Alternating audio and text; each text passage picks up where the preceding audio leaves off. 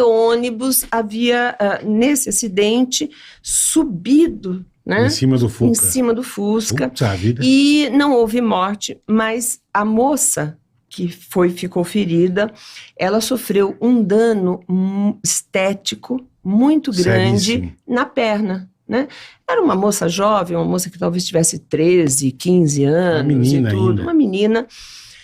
E tinha o dano material, né? Lógico. Que você tem o dano material, né? A perda que a foqueta. pessoa tem em razão daquele dano sofrido, e o dano estético, né? E o dano moral. Lógico. E eu lembro muito bem poxa, eu gostaria muito de lembrar o nome desse desembargador. E ele defendia na época que a indenização fosse na monta de, nos dias de hoje, uns 300, 400 mil reais. Tá. Aproximadamente, era o valor equivalente hoje.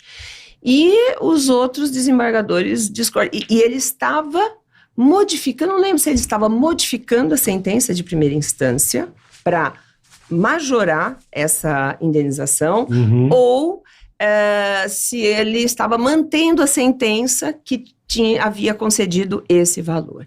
E ele,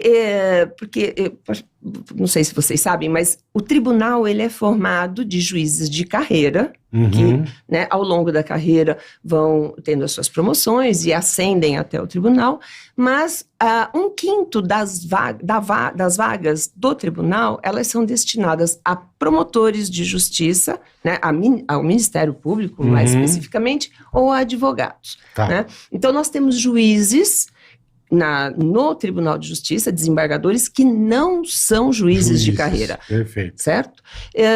A razão disso é para haver uma oxigenação, você tem o juiz, ele tem um tipo de visão, um tipo de personalidade diferente, mais quadrado. O advogado já tem uma visão um pouco mais humanista, talvez. Por estar do lado da vítima ou do... Exatamente. Então você oxigena, né? Você traz pessoas que vivem o direito, são operadores do direito, mas que têm uma experiência jurídica diferente do juiz. Né? Sim, o juiz é a autoridade, representa o Estado, ele viveu aquilo o tempo todo. Daí você pega que era um advogado, um profissional liberal, muito provavelmente, e um promotor de justiça que era parte.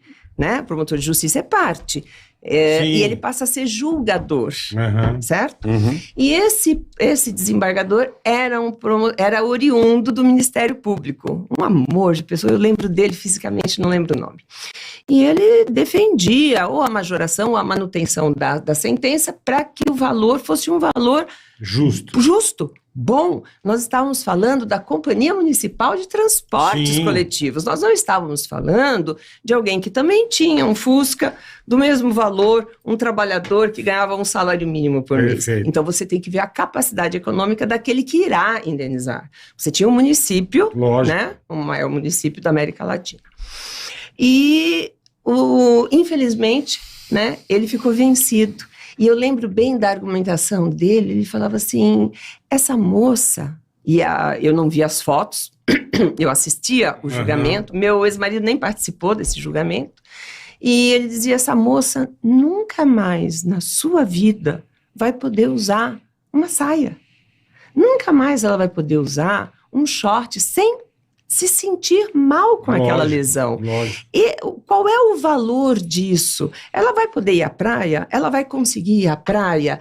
Qual é o valor disso? É difícil mensurar. Muito difícil. Então, eu quero que essa indenização seja nesse valor para que, pelo menos, ela possa um dia ter um apartamento na praia, né? E poder ver o mar e sentir o mar e não sentir vergonha de estar ali em razão da lesão que ela sofreu.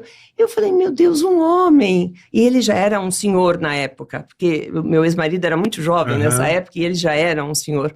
Eu falei, que visão, que sensibilidade. Você já estava na área, Solange, ou não? Eu já era formada. Já era formada. Mas ainda não era promotora de justiça. Entendi. Me emocionou tanto, sabe, a argumentação dele, eu achei isso tão lindo. Isso deve dar um gás, deve dar uma vontade, né? Dá. Você viu um negócio ele ficou vencido, posteriormente houve um recurso, né?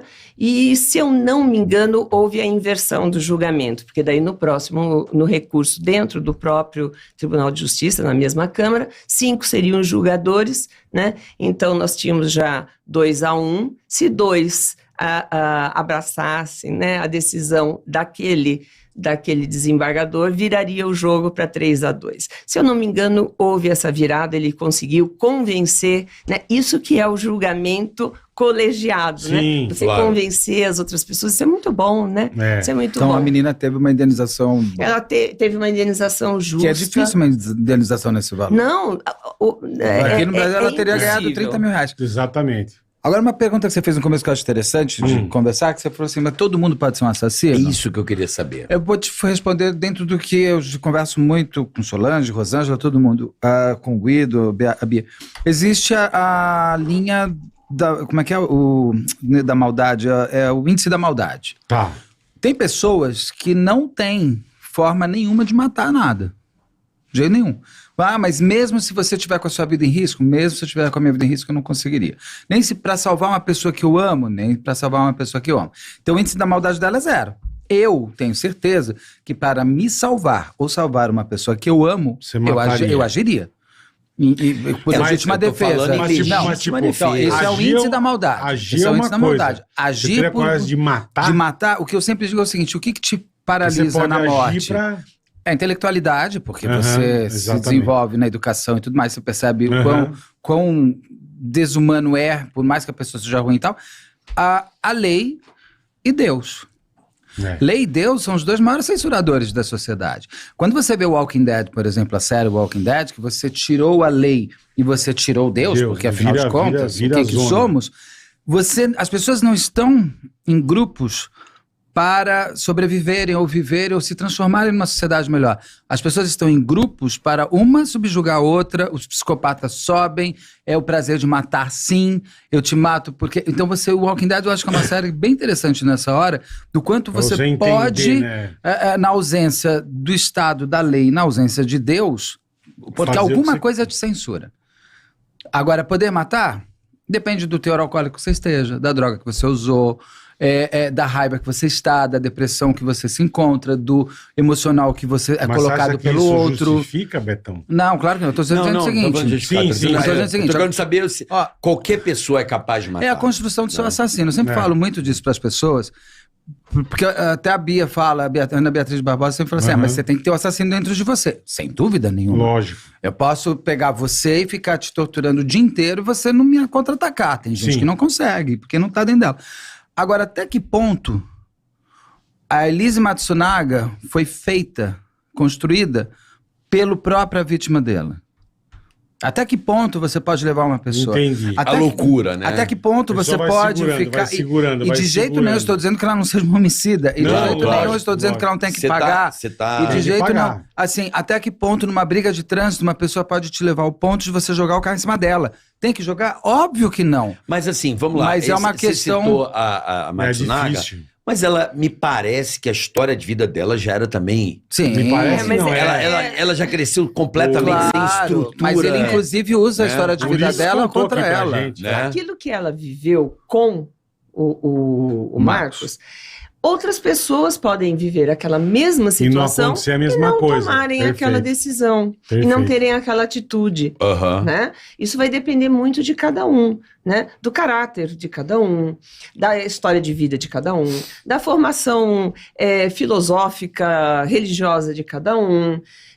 Enfim, são os freios, né, morais e os freios legais. Sim. Tudo isso. Então, é um contexto. Por isso que eu digo... eu adorava, né? Adorava fazer o que eu fazia, amava. Era a minha paixão. Você vê na tua cara. Era a minha paixão. Uma pena para o Estado, né? Uma pena para a sociedade que ela parou. Não tá mais, que ela se aposentou. Era assim, porque você vai buscar a história, você vai buscar o motivo, como eram as pessoas, como que elas agiam, porque você vai ter fundo, que expor isso para o jurado. Eu, desde uns 14 anos, sabia que eu queria fazer direito. É mesmo? Sempre soube. Que né? legal. Eu fico triste quando às vezes eu vejo pessoas que dizem assim, meu Deus, eu não sei o que eu quero, para que, né? Para que eu dou, né? E não sei, eu sempre quis fazer, sempre quis. Eu sempre fui muito contestadora, muito briguenta pelos direitos. Na tua família, todo mundo... Não. A família, aquela família do meu ex-marido. Isso. Não, mas eu sempre inconformada, né, com injustiças, fosse ela qual fosse, desde pequena, sempre fui assim.